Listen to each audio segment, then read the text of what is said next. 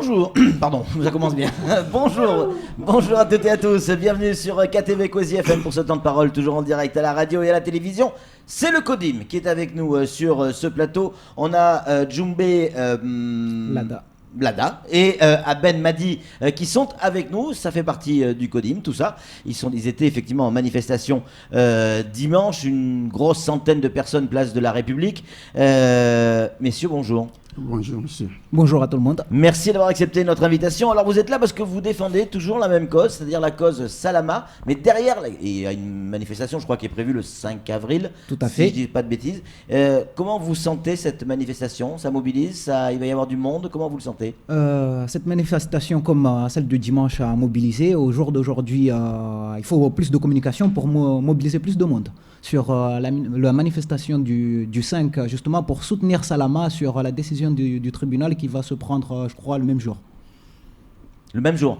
Oui, c'est ça. Ouais. C'est pour ça que vous allez effectivement manifester. Qu'est-ce que vous attendez aujourd'hui de cette décision du tribunal en mettant pression sur les juges, parce que c'est ce que vous faites. Tout à fait. Vous mettez pression sur la justice. Vous attendez quoi? Qu'elle puisse être plus conciliante avec Salama? Non, c'est pas que pour mettre la pression que sur le juge. Oui, c'est vrai, c'est pour mettre la pression sur le juge, mais aussi pour interpeller la population de Mayotte, surtout nos élus qui me semblent silencieux sur ce dossier, qui sont pas assez couillus. Ça, il faut le dire. Les élus de Mayotte sont pas assez couillus concernant les questions de Mayotte. Les élus de Mayotte, ceux que vous avez élus, c'est ça, hein? Tout à fait. Les élus de Mayotte, ceux qu'on a élus, c'est que la population de Mayotte a élus. Je peux citer plusieurs exemples de nos élus. Il y a eu à l'époque M. Bamana qui était le seul qui pouvait prendre une décision concrète pour le bien de Mayotte.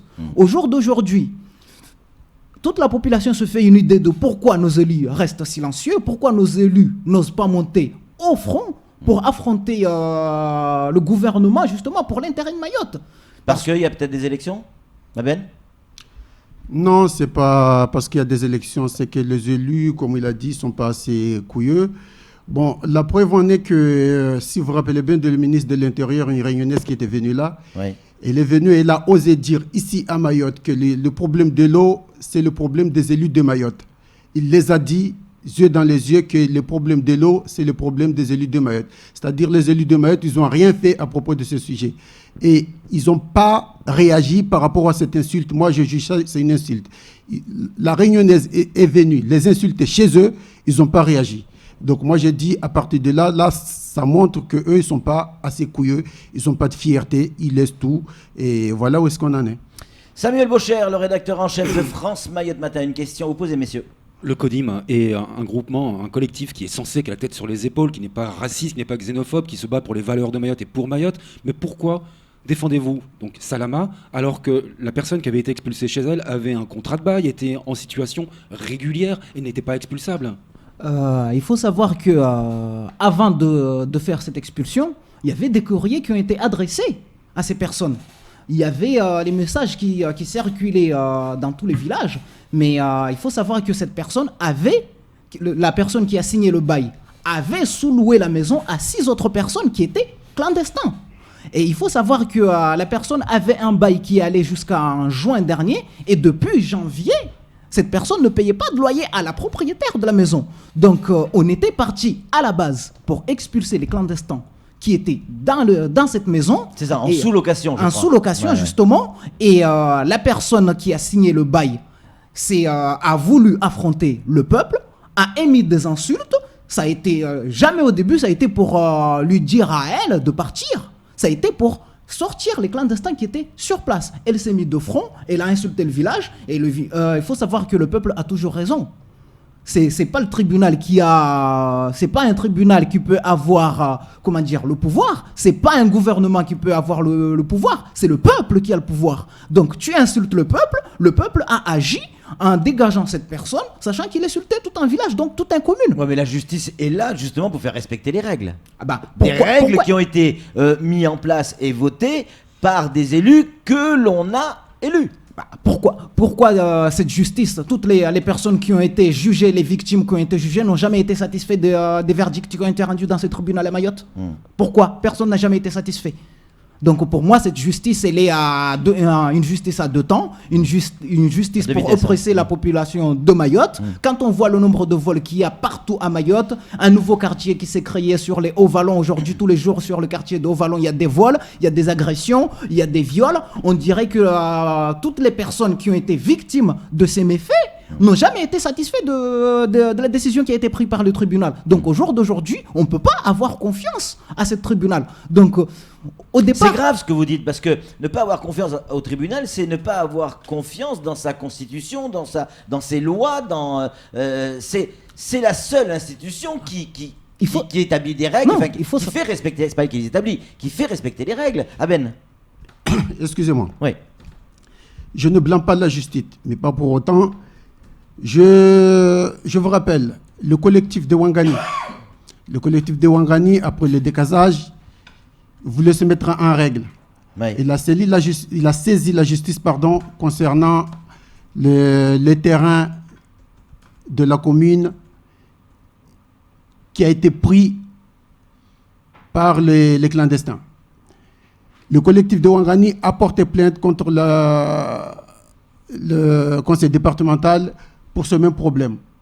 Jusqu'aujourd'hui, le collectif il a été convoqué à la gendarmerie pour ce sujet. Les gendarmes l'ont bien dit, attendez, laissez la justice faire son travail. Oui. Si d'ici 6 mois, il n'y a rien, là, vous pouvez réagir. Et là, la justice, jusqu'aujourd'hui, n'a rien fait. Par contre... C'est les gendarmes qui vous ont dit ça? Ouais. Par contre, le dossier de Salama, je remarque que ça va aussi vite, ça va plus vite que le plainte qui a été déposé par le collectif de Ouangani. Donc, il y a un problème quelque part. Samuel. Il n'y a pas que Ouangani, il y a aussi Tsimkoura, pour à fait. Rouani, Tout à fait. Kanikali.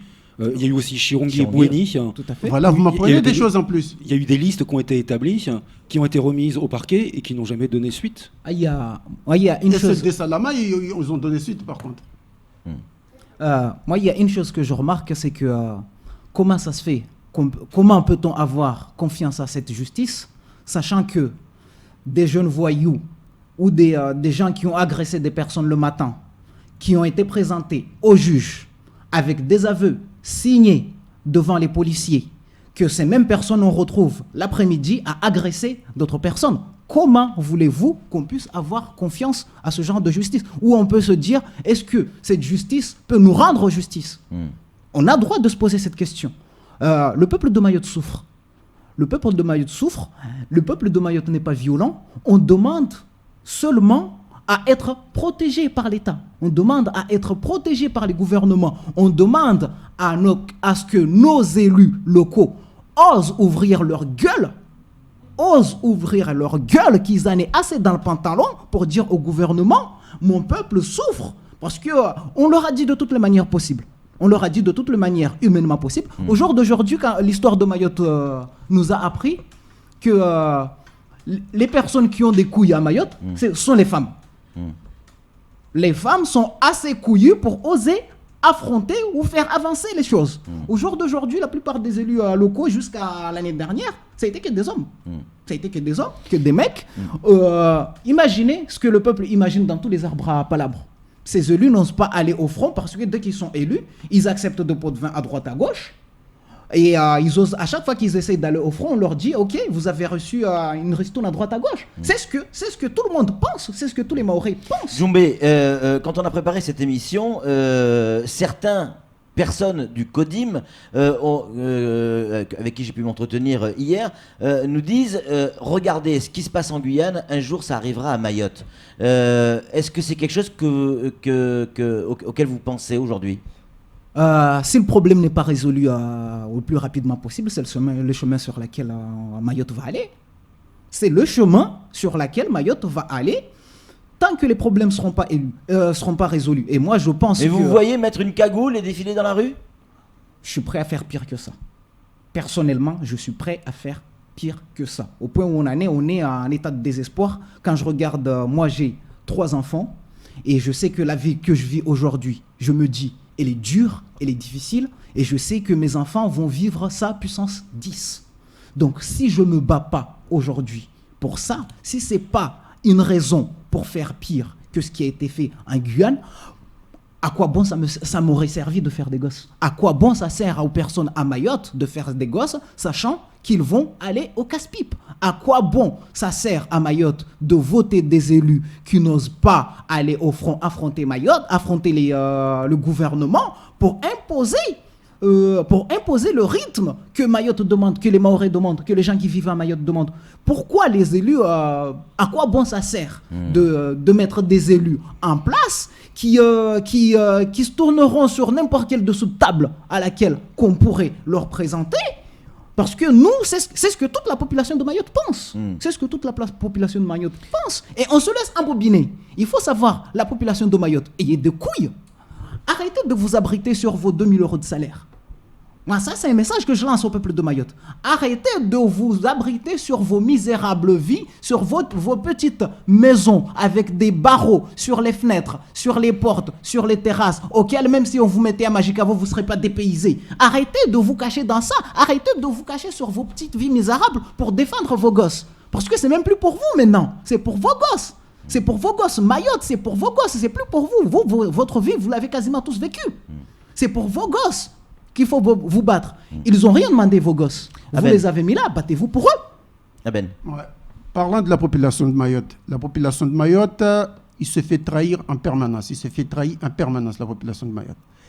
La population de Mayotte, il choisit un Mahorais comme élu, en l'occurrence le député Mabawa, par exemple, qui finance la CIMAD, et la CIMAD elle-même, il a été viré de la Guyane. Si c'était une bonne chose, il ne serait pas viré.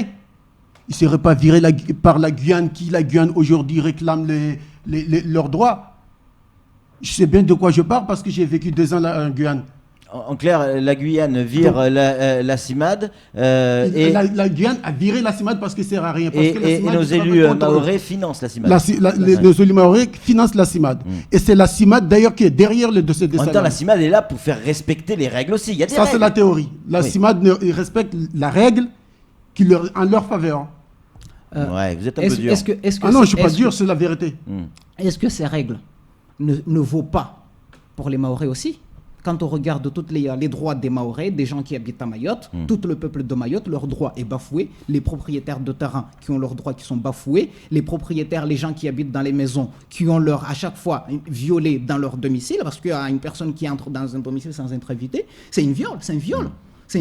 Quand on voit que la CIMAD, au jour d'aujourd'hui, est financée par ses députés, et quand on regarde, par exemple, imaginez le docteur, le député non, c'est l'autre. Ibrahim Aboubacar. Aboubacar. Imaginez à chaque fois que je l'ai vu à la télé, il disait « Je soutiens le gouvernement pour un tel ou un tel truc ».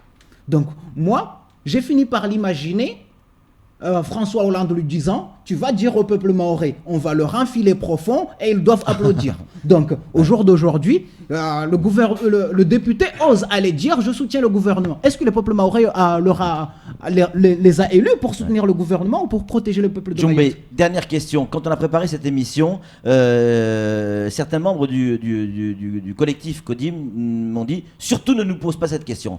Mais je vais vous la poser quand même. Est-ce que vous êtes, oui ou non, en contact avec les Guyanais? Non, on n'est pas en contact, mais... Est-ce que vous avez l'intention de l'être? C'est une possibilité. Merci beaucoup, messieurs, d'avoir répondu à nos questions. C'est tout pour ce temps de parole. Tout de suite, la suite de nos programmes.